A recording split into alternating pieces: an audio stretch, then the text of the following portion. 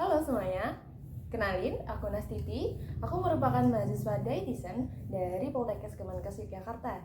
Nah, di sini aku memiliki kesempatan untuk bisa sharing dan diskusi dengan kalian semua mengenai pertanyaan-pertanyaan atau mitos dan fakta tentang makanan yang berkaitan dengan penyakit kanker.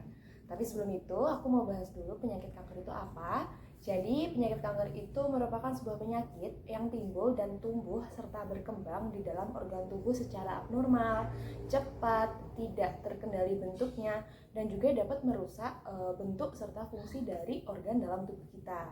Nah, sel abnormal yang menyerang jaringan ini biasanya bertumbuh atau biasa disebut dengan invasi, atau bisa juga menyebar ke organ lain atau biasa dikenal dengan metastasis.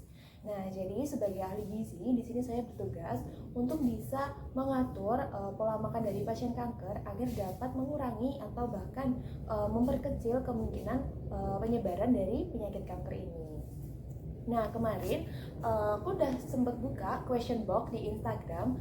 Jadi ada pertanyaan atau mitos dan fakta dari teman-teman yang mungkin pernah dengar. Nah, kali ini kita akan bahas itu semua ya. Nah, oke. Ini topik yang pertama yang banyak teman-teman tanya, yaitu tentang pengolahan makanan dengan cara digoreng atau dibakar. Nah, mungkin teman-teman udah sering dengar ya, kalau makanan yang digoreng terlalu lama atau makanan yang dibakar itu bisa memicu penyakit kanker. Nah, jadi beberapa artikel yang pernah aku baca ini menjelaskan, menemukan bahwa pada makanan yang digoreng dengan suhu yang tinggi atau makanan yang diolah dengan cara dibakar itu dapat menghasilkan sebuah senyawa yang disebut akrilamida, amina aromatik heterosiklik, dan hidrokarbon aromatik polisiklik. Nah, jadi ketiga senyawa ini merupakan senyawa karsinogenik. Mungkin teman-teman udah dengar ya karsinogenik itu apa, atau mungkin yang belum. Jadi karsinogenik ini adalah senyawa kimia yang dapat meningkatkan atau bahkan memicu pertumbuhan kanker pada tubuh. Nah, jadi ketika kita mengonsumsi makanan yang digoreng ataupun yang dibakar ini terlalu banyak, frekuensinya sering, jumlahnya banyak, itu akan meningkatkan resiko orang terkena penyakit kanker. Jadi kalau ditanya apakah boleh atau enggak mengkonsumsi makanan yang digoreng atau dibakar, itu tetap boleh. Akan tetapi yang harus kita kendalikan adalah frekuensi dan juga jumlah yang kita konsumsi ya. Oke, sekarang topik yang kedua yaitu tentang pasien kanker tidak boleh makan daging merah atau protein-protein apa saja yang dianjurkan bagi pasien penyakit kanker. Nah, ini dari artikel yang aku baca dan juga American Cancer Society di sini merilis bahwa daging merah yang dimaksud di sini adalah daging dari mamalia yang belum diolah.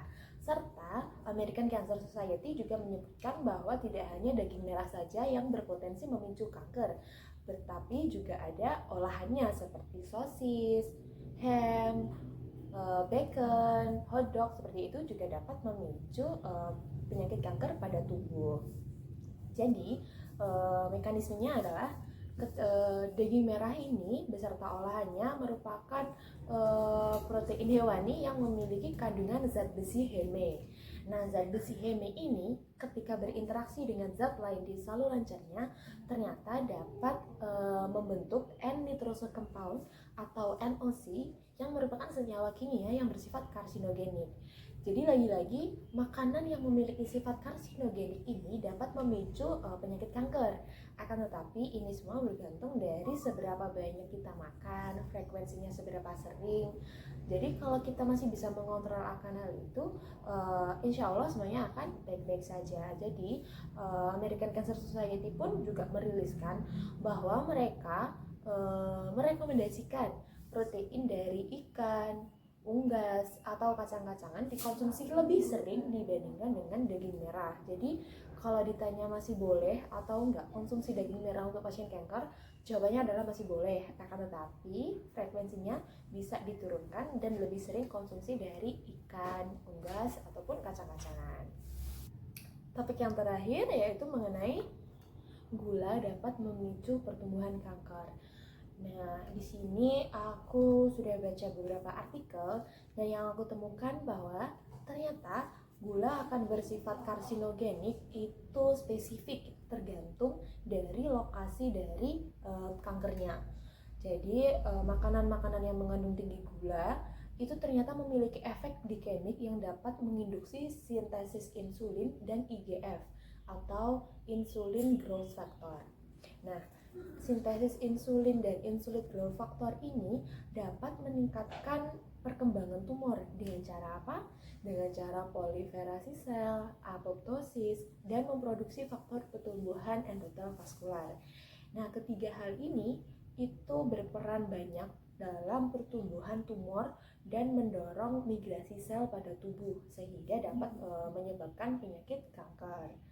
Selain itu, ternyata peningkatan stres oksidatif dalam tubuh ini juga bisa dipengaruhi dari hiperglikemia pasca makan. Jadi hiperglikemia pasca makan ini adalah kondisi di mana kita setelah makan atau setelah konsumsi makanan-makanan yang mengandung tinggi gula, akhirnya kadar gula dalam darah kita cenderung tinggi atau naik. Nah, itu dapat meningkatkan stres oksidatif yang akan mempengaruhi dari pertumbuhan tumor atau kanker dalam tubuh kita. Sehingga dapat disimpulkan bahwa gula dapat meningkatkan resistensi insulin dan juga meningkatkan kadar insulin growth factor yang dapat meningkatkan resiko kanker. Jadi American Cancer Society pun juga merekomendasikan bahwasanya untuk pasien-pasien kanker dapat membatasi makanan-makanan yang mengandung tinggi gula ataupun gula-gula tambahan. Jadi kita tetap bisa mengonsumsi makanan yang mengandung gula, akan tetapi kembali lagi kepada frekuensi dan seberapa banyak jumlah yang dikonsumsi. Jadi dari ketiga permasalahan yang kita bicarakan ini tadi dapat disimpulkan bahwa untuk makanan-makanan yang mungkin menjadi mitos untuk pasien kanker itu sebenarnya masih boleh dikonsumsi, akan tetapi mengingat jumlah-jumlah yang harus kita perhatikan agar tidak meningkatkan atau memicu dari pertumbuhan kanker tersebut. Oke, mungkin itu saja yang dapat aku sampaikan hari ini. Semoga pertanyaan-pertanyaan lain bisa terjawab di kesempatan lain ya. Bye-bye.